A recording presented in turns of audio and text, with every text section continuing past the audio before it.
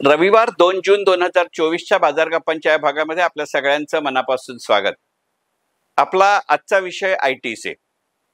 ITC म्हटल्यानंतर माझ्या अनेक श्रोत्यांच्या प्रेक्षकांच्या मनामध्ये किंवा चेहऱ्यावरती हसू येईल याची मला कल्पना आहे. हो, अगदी मोकळेपणाने सांगतो की आयटीसी हा माझा अत्यंत आवडता शेअर आहे. म्हणजे 1988 साली बॉम्बे स्टॉक एक्सचेंजला लागल्यानंतर एकंदरीतच माझ्या आयुष्यामध्ये शेअर्स मधल्या गुंतवणुकीचा असा विषय सुरू झाला.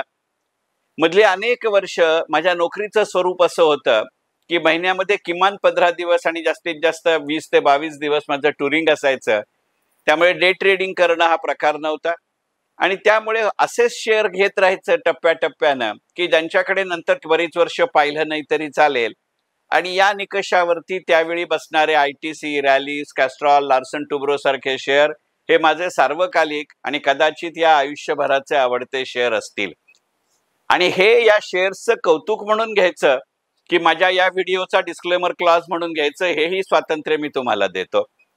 असं स्वातंत्र्य द्यावं की नाही याच्यावरती चर्चा होऊ शकते, पण शेअर बाजार असं स्वातंत्र्य देतो ही गोष्ट उघड, म्हणून हा डिस्क्लेमर क्लॉज आधी दिला.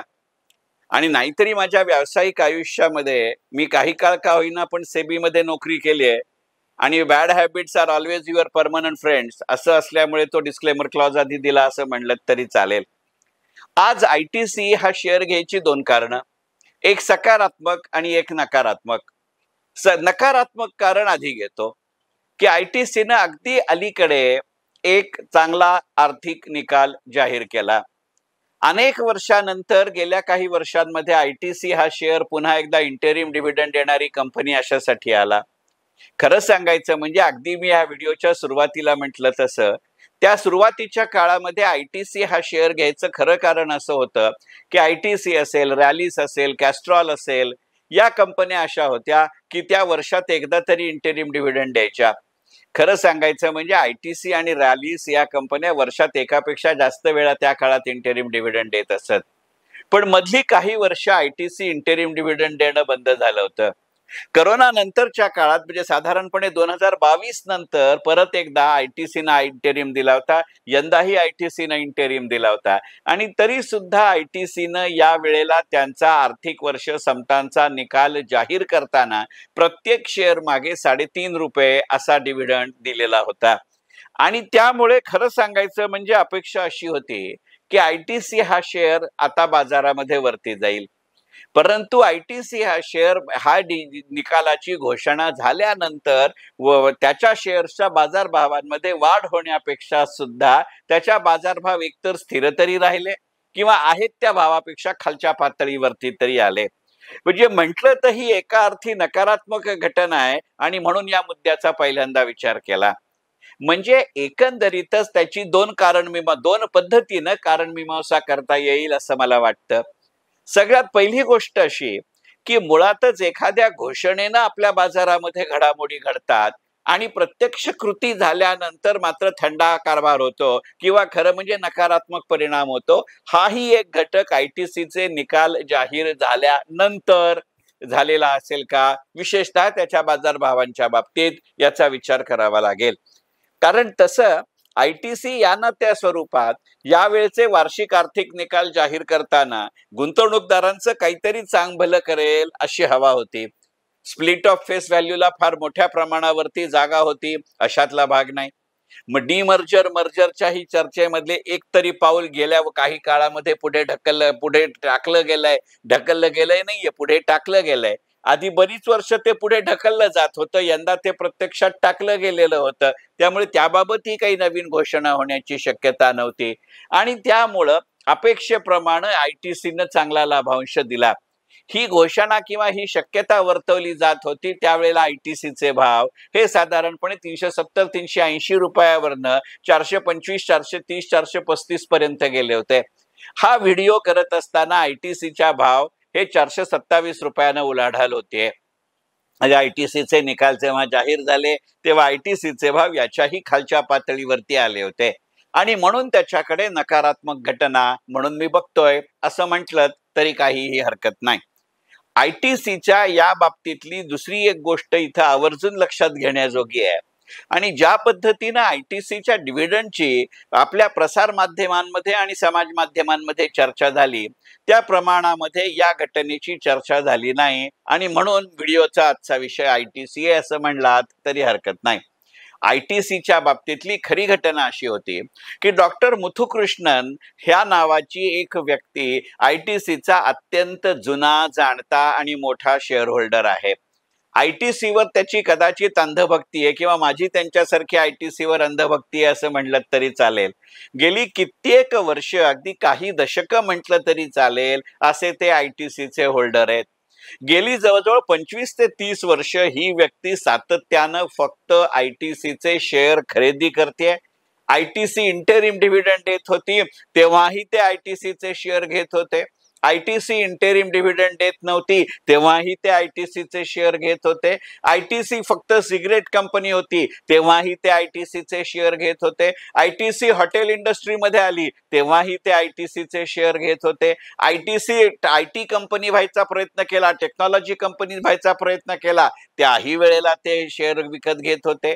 ज्या वेळेला टेक्नॉलॉजी कंपनी वेगळी काढली जाईल अशी चर्चा होती ITC पासनं, तेव्हाही डॉक्टर मुथुकृष्णन ITCचे शेअर घेत होते. प्रत्यक्षात टेक्नॉलॉजी कंपनी जायच्या ऐवजी हॉटेल कंपनी जाईल अशी चर्चा झाली, त्याही वेळेला ते घेत होते. आता मात्र असे डॉक्टर मुथुकृष्णन हा ITCचे शेअर विकतात अशी बाजारामध्ये चर्चा सुरू झाली.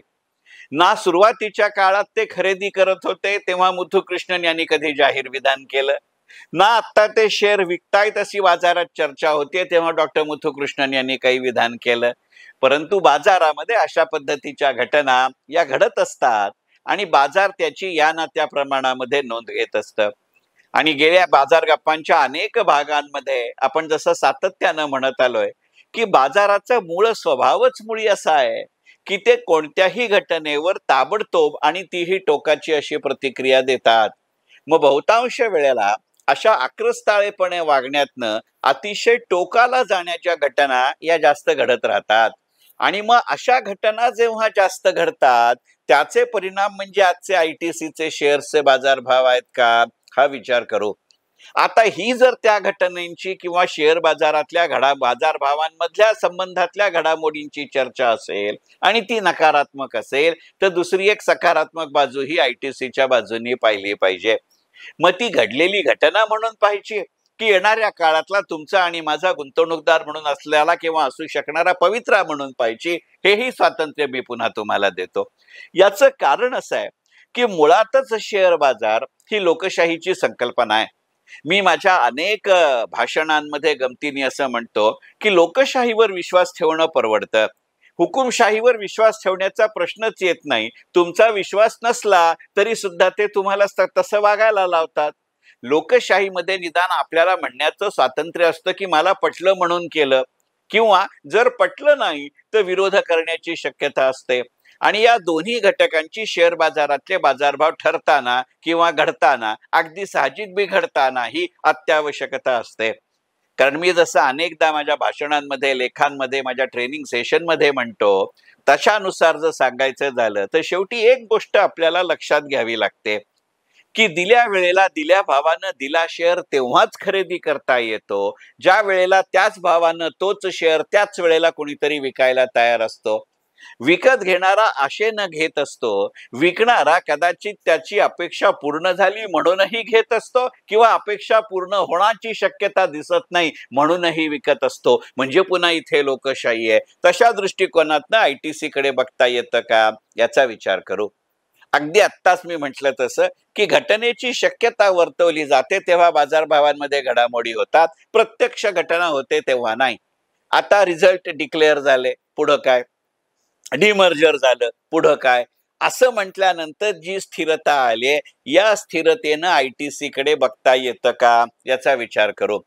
माझा ITC वरती विश्वास आहे म्हणून नव्हे, किंवा मी ITCचा पहिल्यापासून स्टॉक अक्युम्युलेट करत गेलो म्हणून नव्हे, पण मला स्वतःला असं वाटतं की आत्ता हा व्हिडिओ रेकॉर्ड होत असताना ITCच्या शेअर्सची उलाढाल साधारणपणे 427 रुपयांच्या आसपास होतीये. आपला जर आज मितीला ITC कडे खरेदी करण्याचा विचार असेल तर काही गोष्टी एका मनामध्ये ठेवणं अत्यंत आवश्यक आहे की मुळातच आत्ताचा काळ ITCच्या शेअर्समध्ये डे ट्रेडिंग करण्याचा काळ नाही, याविषयी माझ्या मनामध्ये कोणतीही शंका नाही. हा व्हिडिओ आपण जेव्हा रिलीज करणार आहोत तेव्हा तारीख असणारे 2 जून म्हणजे रविवार. त्या दिवशी बाजार नाही. 4 जूनला आपल्याकडे निवडणुकांचे निकाल जाहीर व्हायचे. त्यामुळे निवडणूक निकाल आणि गुंतवणूक क्षेत्र या विषयाचा माझं 5 तारखेचं इन्व्हेस्टमेंट ट्रेनिंग सेशन जरूर अटेंड करा. तेव्हा ITCचं काय करायचं हे सांगेन अशातला भाग नाही, पण एकंदरीतच येणाऱ्या काळातलं सरकारचं धोरण हे गणित लक्षात घ्यावं लागेल. तिसरी गोष्ट, ITCचं तसाही नाही म्हटलं तरी आज मितीला सुद्धा FMCG सेक्टरशी जवळचा संबंध आहे आणि FMCG सेक्टर म्हणूनच एका विचित्र परिस्थितीमध्ये आहे. त्यामुळे ITC हा शेअर डे ट्रेडिंगचा नाही, निदान सध्याच्या काळात तरी नाही. ITC न आत्ता डे ट्रेडिंग करता घेण्याचं दुसरं महत्वाचं कारण असं आहे की 427 रुपयाचा शेअर तुम्हाला वाढणार किती, खाली पडून पडणार किती. तो काही स्पेक्युलेटिव्ह शेअर नाही, तो काही फ्रॉडलंट शेअर नाही. त्याच्या परसेप्शन विषयी गडबड असली तरी एका विशिष्ट धीम्या गतीनं तो परफॉर्म करत राहणारा शेअर आहे. आणि ITC, प्राज इंडस्ट्रीज सारखे काही शेअर्स असे असतात की त्यांना टेक्निकल अनालिसिस म्हणायचं का फंडामेंटल अनालिसिस म्हणायचं हा विषय वेगळा, पण त्यांच्या बाजारभावाचा एक पॅटर्न असतो. ते एका विशिष्ट वेगाने वाढतात, तिथे ते स्थिरावतात, मग ते बराच काळ तिथे राहतात, मग ते थोडे वाढतात, मग ते तिथे स्थिरावतात, मग ते खालती येतात, मग ते तिथे स्थिरावतात, मग थोडे ते वर जातात. आता हा जो खालती यायचा ट्रेंड आहे तो ITCच्या बाजारभावांमध्ये दिसतोय. त्यामुळे तो डे ट्रेडिंगला चालणार नाही. म्हणजे आपण मराठीत म्हणतो तसं शेवटी बेडकी फुगून तिचा बैल होत नाही, हे आता ITCच्या बाबतीत शक्य आहे. पण एका वेगळ्या पद्धतीने ITCकडे आता जरूर बघता येईल की ITCचे जर आधीच तुमच्याकडे शेअर्स असतील तर तुम्हाला आज प्रत्येक शेअर मागे 7.5 रुपये डिव्हिडंड मिळणार आहे. मग ITCचे आज मितीला तुमच्याकडे जे शेअर्स आहेत त्याच्यावरती तुम्हाला 7.5 रुपयाने डिव्हिडंड मिळणार आहे. त्या डिव्हिडंड मधनच ITCचे शेअर घेता येतात का याचा विचार नक्की करावा लागेल. ITCच्या डिमर्जरचेही इथे काही फायदे होऊ शकतील का याचाही विचार करावा लागेल. त्यामुळे किमान 6 महिने थांबायची अशी तयारी असेल तर ITC हा शेअर डे ट्रेडिंगला जरी चालला नाही तरी पोझिशन ट्रेडिंगला चालू शकेल का याचा विचार करू. ITC हा शेअर मीडियम टर्म किंवा लॉंग टर्म इन्व्हेस्टमेंट म्हणून चालेल का याचा जरूर विचार करू.